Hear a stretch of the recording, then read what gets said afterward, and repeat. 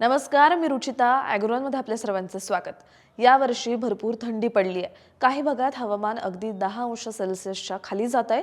अशा वातावरणाचा ज्वारीच्या पिकावर परिणाम होतो. पानं पिवळी पडतात, वाढ थांबून जाते. त्यामुळे पिकावर थंडीचा परिणाम झाल्यावर काय करायचं याचीच माहिती आपण आजच्या व्हिडिओमधून जाणून घेणार आहोत.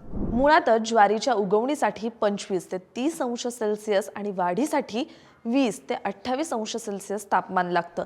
त्यामुळे 10 अंश सेल्सिअसपेक्षा कमी तापमान झालं तर पिकावर विपरीत परिणाम होतो. काय परिणाम होतो तेही थोडक्यात पाहूयात.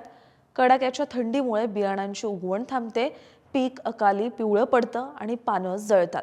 या सगळ्यांमुळे पिकाची वाढ थांबून जाते आणि जर पीक फुलोरा अवस्थेत असेल तर फुलांची वाढ मंदावते. परागकण कमी तयार होतात. काही वेळा ढगाळ हवामान आणि थंडीमुळे माव्यासारख्या किडींचा प्रादुर्भाव वाढतो.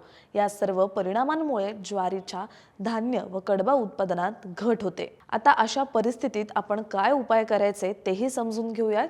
पहिले तर शेतात पुरेसा ओलावा ठेवल्यास थंडीचा परिणाम कमी होतो. पण तुमच्या पिकाची पानं पिवळी पडली आणि वाढही खुंटलेली असेल तर तातडीने 19-19-19 या खताची पाण्यातून फवारणी करावी.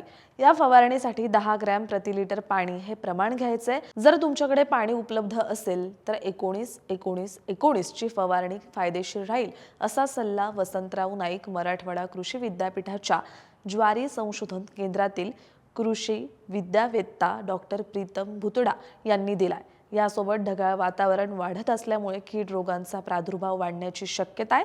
त्यामुळे पिकामध्ये वारंवार सर्वेक्षण करावं आणि गरजेनुसार शेतामध्ये चिकट सापळे आणि कामगंध उभारावेत. तुम्हाला ही माहिती कशी वाटली आणि तुम्हाला कोणते वेगळे विषय ऐकायचे असतील तर तेही आम्हाला सुचवा. आम्ही तुमचे विषय तुमच्यापर्यंत घेऊन येऊ.